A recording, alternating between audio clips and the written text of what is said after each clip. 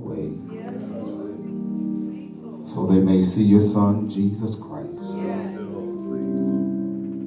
Let the words of my mouth and the meditations of my heart be acceptable in your sight, for you are my strength and my Redeemer. Speak tonight, so that lives may be revived. Speak tonight, so that these, your children, will be edified. In the end, your Son will be glorified. We ask it all in the only name that really matters. The name of your Son, Jesus the Christ. Amen.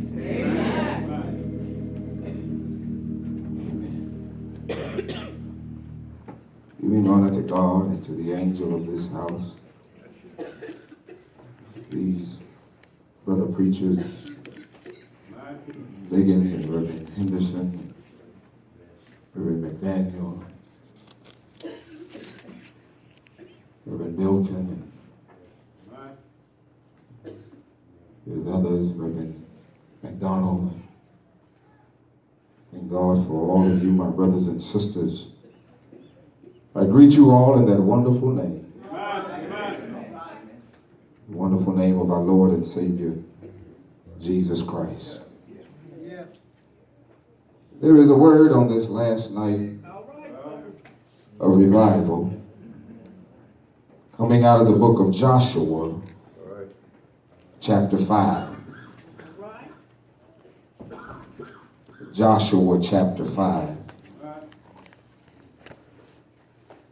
Beginning at verse 13. Joshua chapter 5.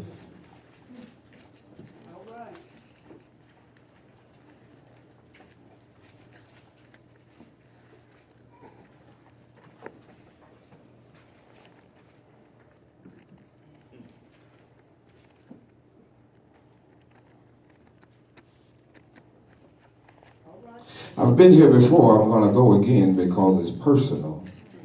Go on now. Pastor Johnson got up and said that everybody has a testimony. When you've had to wear a heart monitor and you're passing out and having episodes of dizziness, waking up and not knowing where you are, but you play it off and keep going as if everything is okay. And some folk understand and some folk don't understand. You keep on going anyhow. Yesterday I visited a co-worker, actually two that I work closely with, and both are upstairs in the hospital they work in, laying on their backs with cancer. People that you just see every day, that you laugh with, that you work with. And I mean, in the blink of an eye, the very next day, they have cancer, not knowing what tomorrow will bring. It makes you ask yourself a question, why them and not me? Well, yeah. Because oftentimes we take stuff for granted. But tonight I'm going to celebrate how good God has been to me. Joshua chapter 5, beginning at verse 13. And it came to pass when Joshua was by Jericho that he lifted up his eyes and looked, and behold, there stood a man over against him with his sword drawn in his hand. And Joshua went into him and said unto him, Art thou for us or for our adversary. And he said, Nay, but as captain of the host of the Lord am I now come. And Joshua fell on his face to the earth and did worship, and said unto him, What saith my Lord unto his servant? And the captain of the Lord's host said unto Joshua, Loose thy shoe from off thy foot, for the place whereon thou standest is holy. And Joshua did so. Go to chapter 6. It says, Now Jericho was straitly shut up because of the children of Israel. None went out and none came in. And the Lord said unto Joshua, See, I have given unto thine hand Jericho, and the king thereof, and the mighty men of valor. And ye shall compass the city, all ye men of war. And go around about the city once. Thus shalt thou do 6 days. And 7 priests shall bear before the arks 7 trumpets of ram's horns, and 7th day ye shall compass the city 7 times. And the priest shall blow with the trumpets.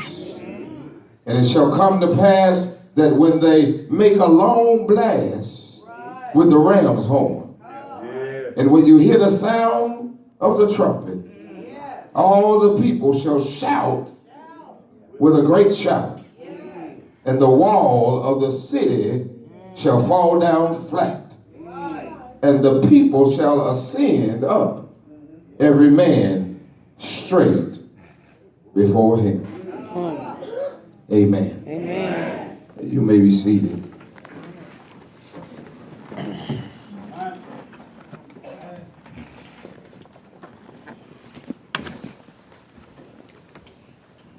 On the last night, this revival, I want to preach from the subject, Tear Down These Walls.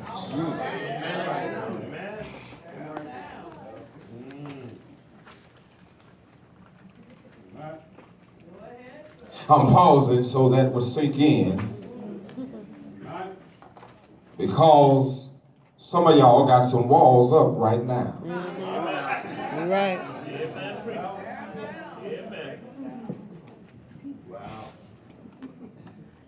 Look at your neighbor. Help me preach this, and tell your neighbor, say, neighbor, tear down these walls.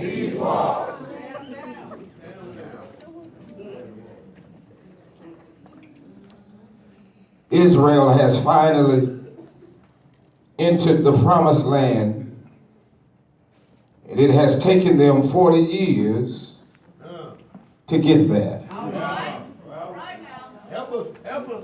But finally they are there. But now there stands Jericho. All right. They have come through the Red Sea. They have crossed the Jordan. But now stands Jericho. Jericho is standing between them and what God has promised. And brothers and sisters, there are times in life when, in order to get what God has for you, your Jericho has to fall down.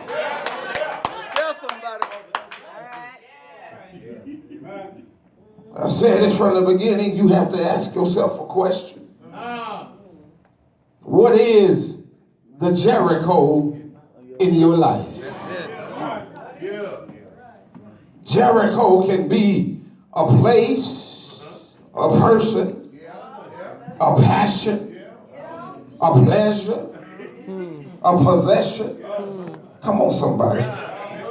Jericho is whatever stands between you and what God has for you. Israel had a problem. Jericho is closed. It's a closed city.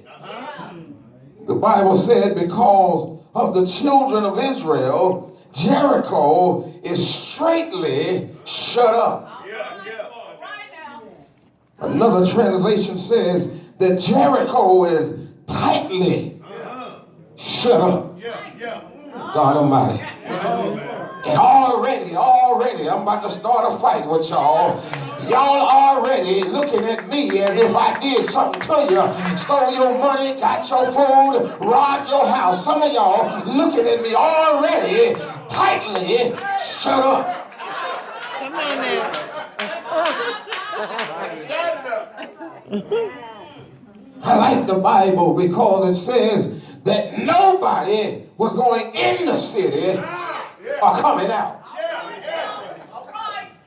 It was a walled city, surrounded by stone walls. God Almighty. And I'm trying to get through this thing here because some of y'all, even your heart right now, even your praise right now, even your countenance right now, I already see there some walls in this place.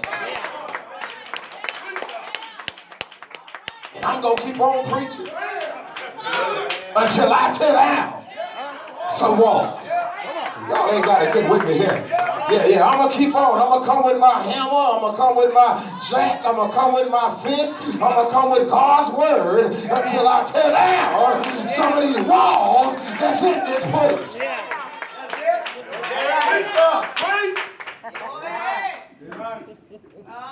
There's some walls in this place. Y'all going to help me preach tonight?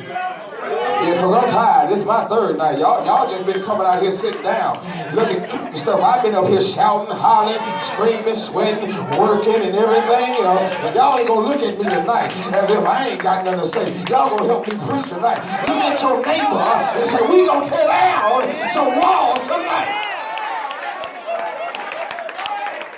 Oh, I'm going to start something tonight. On my last night, I might as well start something up in here, up in here, up in here. I'm going to start a fight tonight. There's a wall needs to be torn down in this place tonight.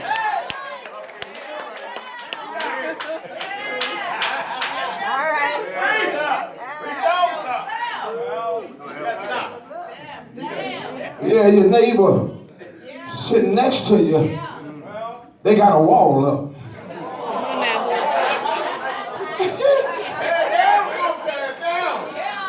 Yeah. They sitting next to you. Y'all can tell they ain't rocked yet. They ain't moved yet. They ain't smiled yet. They ain't did nothing yet. Because they got a wall up. And you can't barely move because the wall right next to you. You really want to pray, but you ain't got no room. But tonight we going to tear up some stuff. And we going to break down some walls so we can praise the Lord.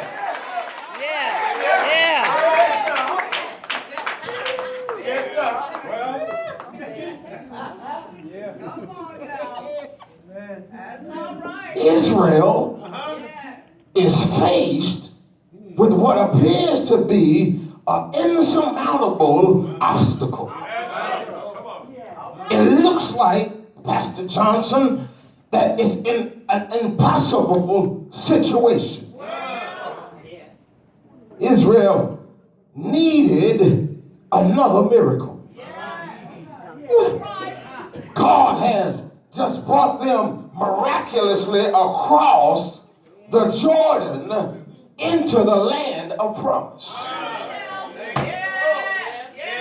And as soon as they get into the land of promise, there stands Jericho. God just gave them a miracle crossing the Jordan. Oh, Lord. And now they need another miracle. Come on, somebody. Y'all looking at me still funny here. And ain't it funny that sometimes God will make a way out of no way and bring you through some trials, trouble, and tribulation? As soon as you get over that, here comes another problem. And you sitting there like, Lord, you made a way yesterday. Now today, I got another situation. Yeah. Oh, Lord have mercy. And you know how we say it. Come on, y'all. Yeah. Man, if it ain't one thing. Now y'all helping me preach here. As soon as I get out of this situation, here comes something else. Y'all ain't praying with me here. As soon as I pay this bill, here comes the IRS.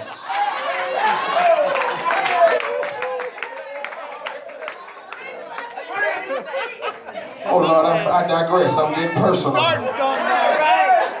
I almost told y'all my business. I almost got personal with y'all. See, like soon as I get out of one situation, here come another situation. I get out of hell over here, here come hell over there.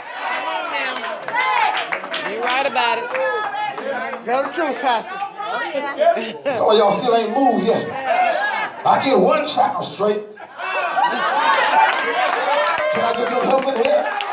Here come this other fool. Acting a fool. Y'all ain't praying with me here.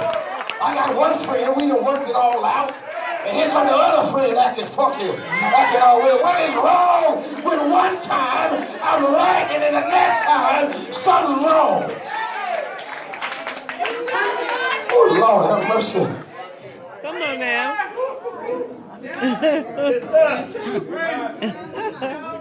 What do you do when God has just delivered you, has just brought you across, just brought you through, just brought you out? Y'all ain't praying with me here. And just now you need another miracle. Yes, Lord. What do? When you need another miracle, you trust God. Yeah. You trust Him again. I mean, listen, if He did it before, y'all helping me now. We gonna get through this thing. He'll sure enough do it again. Y'all praying with me here. Ain't no need to throwing your hands up. No need to start pacing the floor. Don't pitch a pity party. Just trust God again.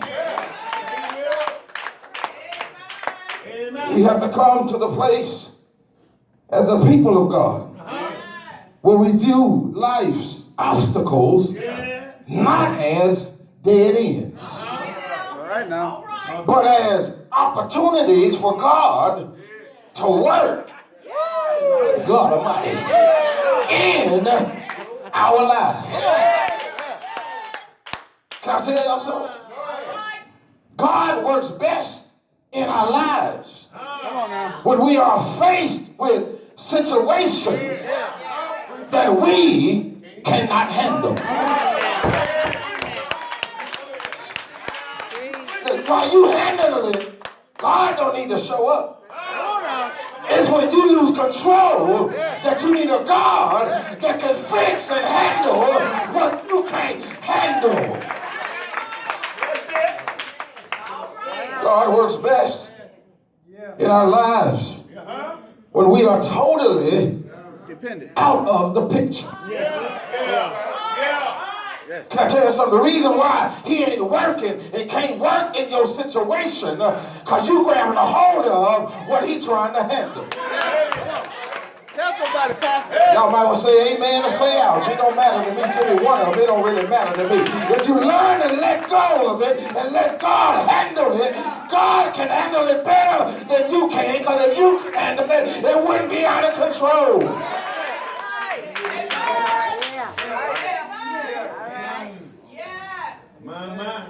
God wants to work in your life in such a way that when He's given you the victory, you don't have to scratch your head and try to figure out what happened. God wants to work in your life that when He blesses you, You can throw up holy hands and say it was nobody. Come on, y'all. But the Lord. Israel had a problem, but they still had a promise. God said to Joshua, see, I have given into thy hands Jericho. Oh, Lord. And God told him, I have given it to you, and I have given is really a prophetic perfect in the Hebrew text. About to get through this thing here. It is to look at a future event as already having been accomplished. They ain't gonna help me here. I gotta say it, pump myself up. Preach, Pastor Rainey. Say it, Pastor Rainey. Boy, you in here, Pastor Rainey. Go ahead, I'm encouraging myself because y'all acting like y'all still got these walls up in here.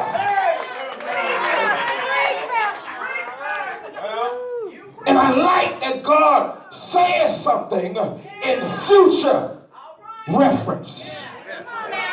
Right now, it's messed up. But God says later on, it's going to be better. Some of y'all ain't got that yet. Right now, you broke. But God says next week, I'm going to make provisions for your life. Some of y'all still ain't saying nothing. Right now, you sick. But God said a miracle, I will miracle and heal your body. I like it. God doesn't say, I might. He does not say, I intend to. He did not say, I'm planning on it. He did not say, I'll think about it. But God says, I have given into your hands Jericho. Listen, Joshua, you're in a fight. But the fight has already been fixed. He's assured him that the victory before the battle even begins. Oh, Lord have mercy.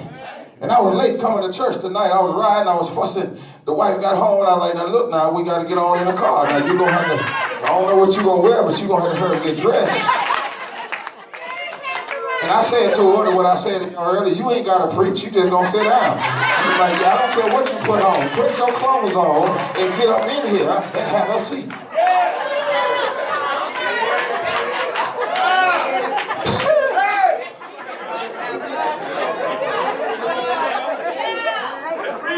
Needless to say, she won the argument.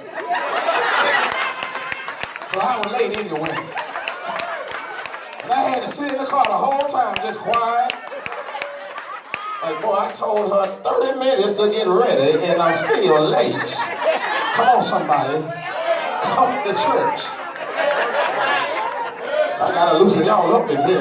Don't start that. Don't y'all start that. They ready to fight for it already. See? Joshua was in a fight too.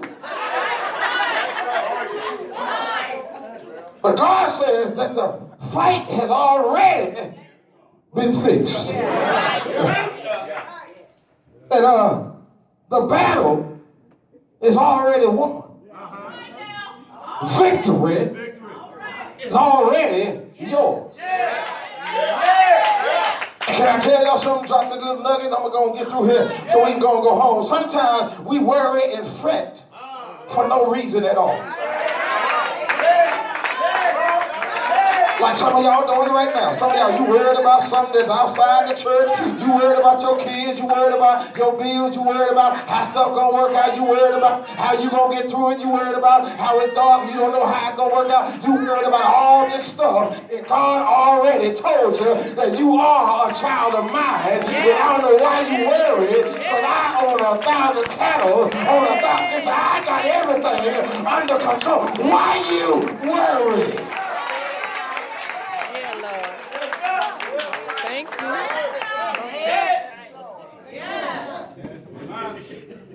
That's why, as a child of God, you shouldn't be a whining saint.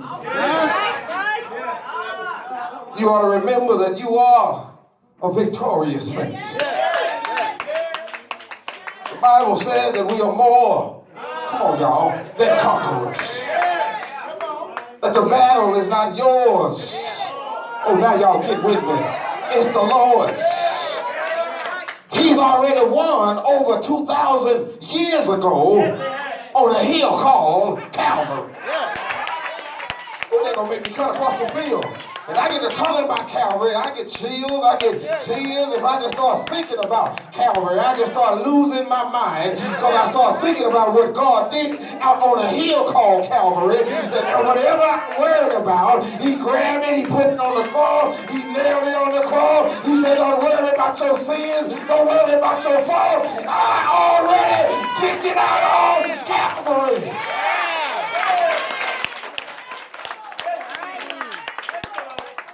Lord.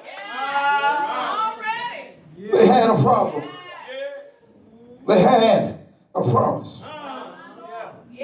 But look here, they had a partner. Chapter 5 says that Joshua looked and saw a man standing by Jericho with a sword in his hands. Well, you better preach. And the first thing Joshua does is he asks the man to declare himself. I'm about to get out of here. Joshua wanted to know, are you for us? Oh, Lord. Or for our adversaries? Now notice he doesn't ask the man his name, where you could and where you come from. He asked the man whose side. Come on. Oh, you are. Oh, Lord, y'all gonna make me work. Ask the man. The man said, I formed Joshua and I came not to take sides. He said, I didn't come to choose a side. He said, I came to take over. I'm going to take my time. Because whenever God shows up, he does not show up to take sides. Yeah. He shows up to take over. I like it. He says, I have come as the captain of the Lord's host. I have come as captain of the Lord's armies. And who is the commander of the armies of heaven? Y'all don't want to answer the question. It's the Lord Jesus Christ himself. And right here really is a pre-Bethlehem manifestation of Jesus Christ. It is what is called a theophany. It is the Lord entering the world as a man before he entered the world as a baby in Bethlehem. Something at y'all. I know I said something. Jesus showed up before he showed up. I said Jesus showed up before he showed up. Yeah. Y'all missed it there. Jesus showed up before he showed up. And some of y'all going through hell right now, but I came to tell you, Jesus already has showed up in your situation. Is Joshua faced with this wall in Jericho? It's an insurmountable, impossible situation. But standing by, looking him in the face, is Jesus himself. And Jesus is standing by, telling Joshua, I got this. And really, that's the word for some of y'all tonight. I can say that and run out of here. Jesus is standing by right now, tonight, telling you, I got this. Are y'all praying with me here? He said, you can get through it. You can get around it. You can get over it because I got this. And I know some of y'all are here tonight and you don't know how you're going to get through your situation. Some of y'all got a doctor's appointment. Some of y'all got sickness in your bodies. Some of y'all got trouble in your home. Somebody got problems on the job. But Jesus told me to stop by Mount Moriah tonight and let y'all know that Jesus, he got this. And the Bible says that Joshua fell to the ground and began to worship God. To remind us tonight that before we can experience victory by the Lord in public, we got to spend some time worshiping God in private. Y'all ain't pray on me here. Joshua falls to the ground and worships before the marching and before the battle. And some of y'all, you got some battles you got to face when you leave this place. But you got to pay attention to what Joshua did. Joshua fell down on the ground and started worshiping before the battle began. And I'm talking to somebody here tonight that know that you don't know how you're going to get out of your situation. But I'm coming to tell you that you got to learn how to open up your mouth and speak peace to that situation. Somebody here acting all funny still, acting such and much still, acting like you got it all together still. But God told me that if you don't praise him now, you ain't gonna know how to praise him when the battle is over. Good God Almighty here. And that's why I can always get my shout on whether I'm tired, scared, or frustrated, because I'm going to shout before the battle is won. Because God can and God will make a way out of no way. God is always fight our battles, and I'm glad that he will fight our battles because God always wins in the battle. Can I get a witness here that when you were down and out and you thought you lost a battle,